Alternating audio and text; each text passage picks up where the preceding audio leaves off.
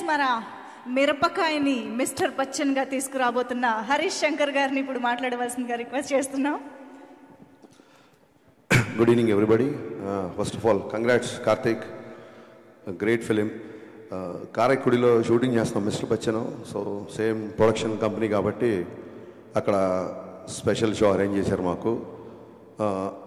Eagle first half చూసి డీసెంట్గా ఉంది, బాగుంది అనుకున్నాను. సెకండ్ హాఫ్ చూసిన తర్వాత మైండ్ బ్లోయింగ్ అనిపించింది. Amazing film. అంటే ఇలాంటి పాయింట్ని ఇంత స్టైల్గా చెప్పడం అనేది మామూలు విషయం కాదు కార్తిక్. ఇదే కథ నాకు ఇచ్చి ఉంటే నేను ఇంత ఇంపాక్ట్గా తీసేవాడిని అయితే కాదనిపించింది నాకు సినిమా చూసినప్పుడు. Let me be honest with you.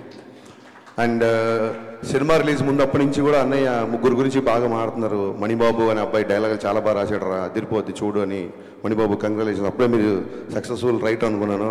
ఆ తర్వాత దేవ్ జాండ్, మీ పేరుని ప్రాక్టీస్ చేసినట్టు నా లైఫ్లో నేను చదువులు కూడా అంత ప్రాక్టీస్ చేయలే. చూడండి ఈయన పేర్లో ఇప్పుడు మనం ఎప్పుడైనా జీ అంటాం చూసారా, అలాగే దేవ్ జాండ్ పేరులోనే మ్యూజిక్ ఉంది. ఇంకెవరి పేర్లో అంత మ్యూజిక్ లేదు. దేవ్ జాండ్ అంటేనే అది ఒక సౌండ్ వస్తుంది. ఎక్స్ట్రాడినరీ వర్క్ అండి. నేను పేరు చేసి మీరు తెలుగు రాదేమో, అనవసరంగా పొగిడితే వేస్ట్ అయిపోతామో అనుకున్నాను. మీరు తెలుగు మాట అయితే చాలా రిలీఫ్ అనిపించింది నాకు. ఎక్స్ట్రాడినరీగా చేశారు, super work and congratulations. Long way to go. Karthik గురించి స్పెషల్గా మాట్లాడాలి, ఎందుకంటే తను నీ గురించి మాట్లాడడానికి ఒక చిన్న సందర్భం ఉంది, చెప్తాను నీకు. ట్రిపుల్ మీడియా ఫ్యాక్టరీతో అండ్ నేను ఇప్పుడు మిస్టర్ బచ్చన్ చేస్తున్నాను. ధమాకాకి ఈగిల్కి అసలు సంబంధం లేదు, మీరు చూసుంటారు. అలాగే ఈగిల్కి మిస్టర్ బచ్చన్కి ఏమాత్రం సంబంధం ఉండదు. 3 డిఫరెంట్ వైవిధ్యమైన సినిమాలు మా రవేణికి అందించినందుకు మనస్ఫూర్తిగా నేను విశ్వప్రసాద్ గారికి కృతజ్ఞతలు చెప్పుకున్నాను. అలాగే మా వివేక్ గారికి థ్యాంక్ యూ సార్. డెఫినెట్గా దేవుడు మేలు చేస్తే, వెబ్సైట్లు అనుకూలిస్తే మనం కూడా హ్యాట్రిక్ కొడదాం. ఒక ట్వీట్, నాకు సినిమా చూసిన తర్వాత, అంటే మేము షూటింగ్లో ఉన్నాం కదా, సినిమా చూడలేదు, నైట్ సినిమా చూసాం. అందరిలాగే నేను కూడా సోషల్ మీడియాలో ఏంటి సినిమా అని చూస్తుంటే లవ్ స్టోరీ లేదు అని ఎక్కడో ట్వీట్ చూశాను. దీంట్లో లవ్ స్టోరీ ఇంకా బాగా చేయొచ్చు, ఈ లవ్ స్టోరీ ఇంకా బాగా చేయాలో అదేదో అన్నారు. నాకు అనిపించింది ఇప్పుడు ఏమన్నా టైటిల్ ఏమన్నా ప్రేమ పావురాలు అని పెట్టారా దీనికి? మన లవ్ స్టోరీ ఎక్స్పెక్ట్ చేయడానికి ప్రేమ పావురాలు, ప్రేమ పంజరం, ప్రేమాలు ఏమైనా పెట్టామా టైటిల్? తుపాకీ పట్టుకొని అంత గడ్డం పెంచుకొని షూట్ చేసుకుంటూ వెళ్తుంటే ఇలా లవ్ స్టోరీ ఎక్స్పెక్ట్ చేసామంటే ఏంటి అసలు నాకు అర్థం కాలే బేసిక్గా. మీరు అంటే ఇప్పుడు ఏం మాట్లాడినా మళ్ళీ ఏమవుతుందంటే మళ్ళీ కాంట్రవర్సీ, అలా అన్నాడు ఇది అన్నాడు ఇవన్నీ అనుకుంటారు.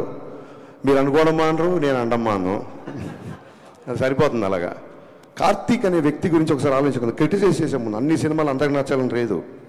చాలామంది నా దగ్గరకు వచ్చి సార్ మీ గబ్బర్ సింగ్ అంటే మీ మిరప కంటే షాక్ నచ్చింది అంటుంటారు.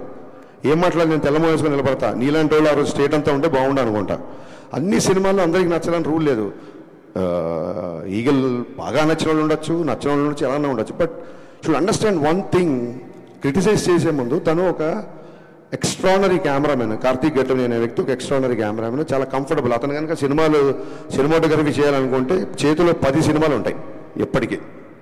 నాకు తెలిసి చాలామంది నా దగ్గరకు వచ్చి మా అసిస్టెంట్స్ లేకపోతే యంగ్స్టర్స్ వచ్చి కథలు చెప్తే మేము డైరెక్షన్ చేద్దాం అనుకున్నప్పుడు కెమెరా అంటే కార్తీక్ కావాలి సార్, కార్తీక్ కావాలి సార్, ఇంతమంది చెప్పారు నా దగ్గర.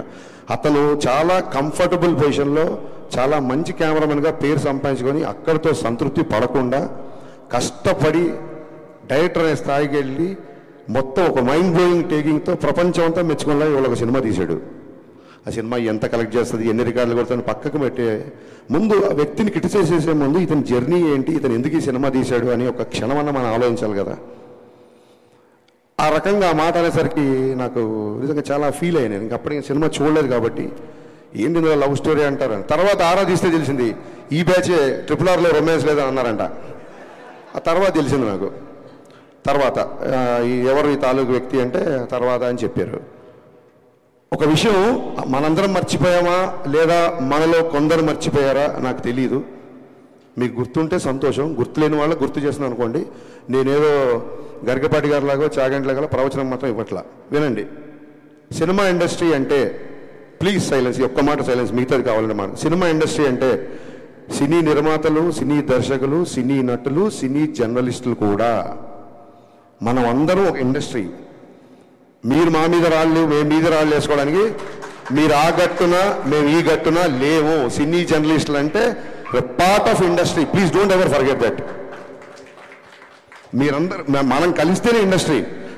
మీరు పబ్లిసిటీ చేయండి, నా సినిమాలు జనాల వరకు రీచ్ అయ్యా అవ్వలేదు కదా.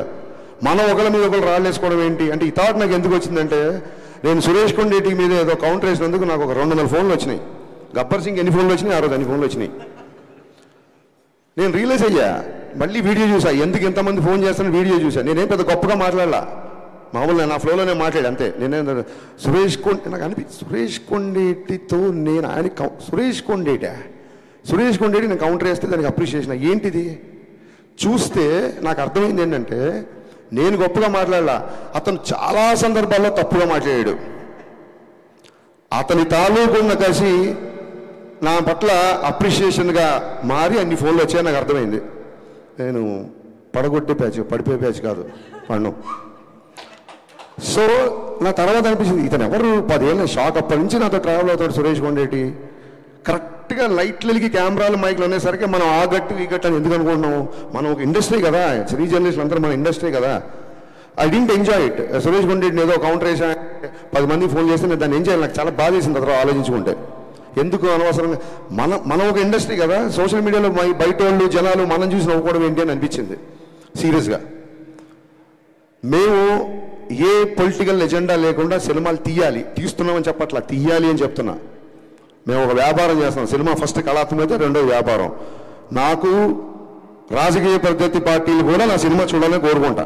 అన్ని పార్టీల వాళ్ళు, కాంగ్రెస్ వాళ్ళు, టీఆర్ఎస్ వాళ్ళు, బీఆర్ఎస్ వాళ్ళు, బీజేపీ, వైసీపీ, నా సినిమా అందరూ చూడాలనుకుంటా. నేను ఒక వర్గాన్ని ఎందుకు దూరం చేసుకుంటా, నేను దూరం చేసుకునే ఆలోచన నాకు ఎందుకు ఉంటుంది. ఒకసారి నా ట్విట్టర్ హ్యాండిల్ చూడండి, పవన్ కళ్యాణ్ గారు క్లియర్గా చెప్పారు, your cinema director, stick to cinema.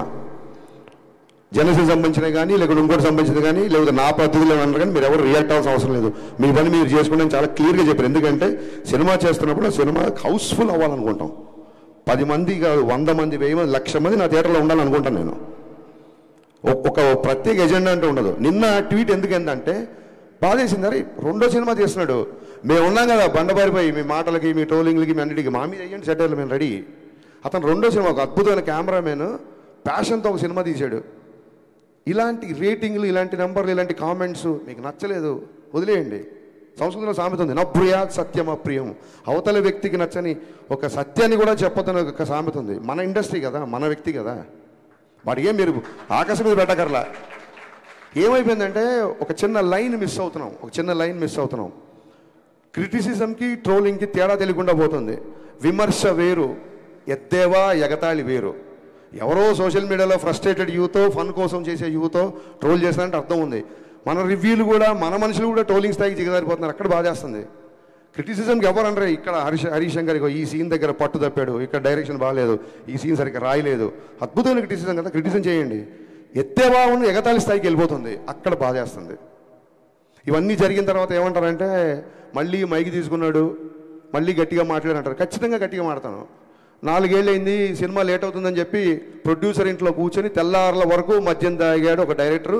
ఇతను పవన్ కళ్యాణ్తో బ్లాక్ బస్టర్ తీసి ఎంతకుముందు ఇంకెవరు. ఇది మళ్ళీ ఆడికి ధైర్యం ఉండదు, మొత్తం రాసిన ధైర్యం ఉండదు. ఒక షాడో పెట్టి పెడతాడు, దమ్ముంటే నా ఫోటో వేసి హరీష్ శంకర్ తెల్లారులు తాగాడని రాయి, దాని తర్వాత నేను కౌంటర్లు వేస్తా.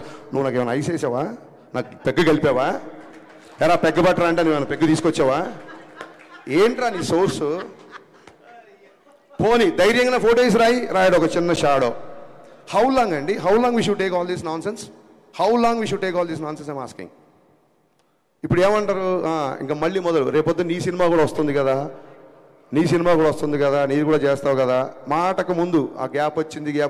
నేను ఇప్పుడు 2 సినిమాలు షూటింగ్ చేస్తున్నా, ఉస్తాద్ భగత్ సింగ్, మిస్టర్ బచ్చన్.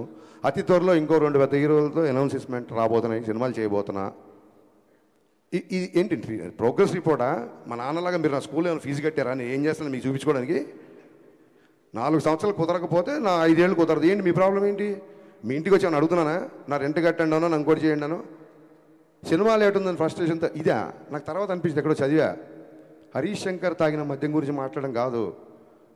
మన మన మన మన వాడు ఎలా ఉంటారంటే, శ్రీశ్రీ రాసిన పద్యం కంటే కూడా శ్రీశ్రీ తాగిన మద్యమే ఎక్కువ ప్రాచుర్యం పొందిందని చెప్పాడు ఒక కవి.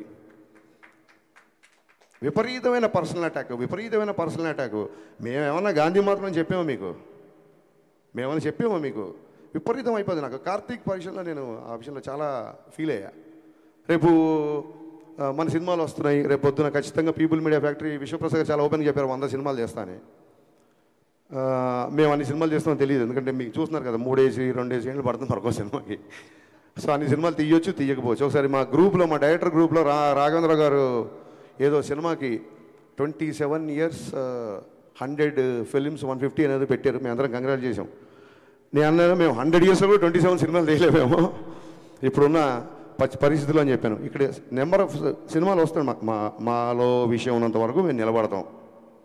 ఆయన 100 సినిమాలు చేయడానికి వచ్చిన ప్రొడ్యూసరు. ఆయన 100 సినిమాలు తీద్దాం అనుకున్నప్పుడు ఎన్ని లక్షల మందికి వస్తుందో, ఒక దాన్ని ఏమంటారు, ఒక ఉపాధి వస్తుందో ఒకసారి ఆలోచించండి. సేవ్ టైగర్స్ కాదు, సేవ్ ప్రొడ్యూసర్స్. మనం మీడియా అవ్వచ్చు, మీరు అవ్వచ్చు, మేము అవ్వచ్చు. మేము కంపల్సరీ కాపాడదు. 100 సినిమాలు తీసేవాడిని 50 తర్వాత పంపించేశారనుకోండి, మనకే 50 సినిమాలు రెవెన్యూ పోయినట్టు. రేపు మీ సినిమాలు వస్తున్నాయి, రాస్తారు, అది ఇది అంటారేమో. పర్టికులర్గా మళ్ళీ గుమ్మడికి వెళ్తాం కానీ అందరు భుజాలు అనుకోకండి. పర్టికులర్గా సదరు వెబ్సైట్కి చెప్తున్నా, మీరు ఏమన్నా రాసుకోండి. ఎందుకంటే ఈ ట్రోలింగ్లు మీకు కొత్తనేమో. సినిమా పుట్టాక వెబ్సైట్లు పుట్టాక సినిమాలు పుట్టాకే వెబ్సైట్లు పుట్టాయి. మేము ఇంట్లో నుంచి బయలుదేరి వచ్చే ముందు డైరెక్షన్ చేద్దాం అన్నప్పుడు ఫస్ట్ ట్రోలింగ్ స్టార్ట్ చేసింది మా అమ్మ, మా నాన్న. వీడి మొహానికి ఈడో పెద్ద డైరెక్టరు అని. ఆ తర్వాత మా బంధువులు, మా ఫ్రెండ్స్, మా నేబర్స్, హరీష్ గారు పెద్ద స్పీల్బర్గ్ అంటారా, సినిమాలోకి వెళ్తానంటారా, ఈడో పెద్ద మణిరత్నం అంటారా అని చెప్పి మాటలు అందరూ అన్నారు. ఈ ట్రోలింగ్లు మాకేం కొత్త కాదు. ఇప్పుడు మీరు చేసే ట్రోలింగ్ అసలు అప్పుడు ఏమీ లేనప్పుడే ట్రోలింగ్ చేస్తున్నారు. ఈ ట్రోలింగ్లు అన్నీ మాకు ఎప్పుడూ అయిపోయినాయి. ఎందుకు ఫర్దర్గా కూడా మేము తీసుకుంటామంటే, నేనే కాదు, హీరో అవ్వచ్చు, హీరోయిన్ అవ్వచ్చు, అసిస్టెంట్ డైరెక్టర్ అవ్వచ్చు, మ్యూజిక్ డైరెక్టర్ అవ్వచ్చు, అన్నిటికీ తెగించే ఇక్కడికి వచ్చాము. Just I want make it remind.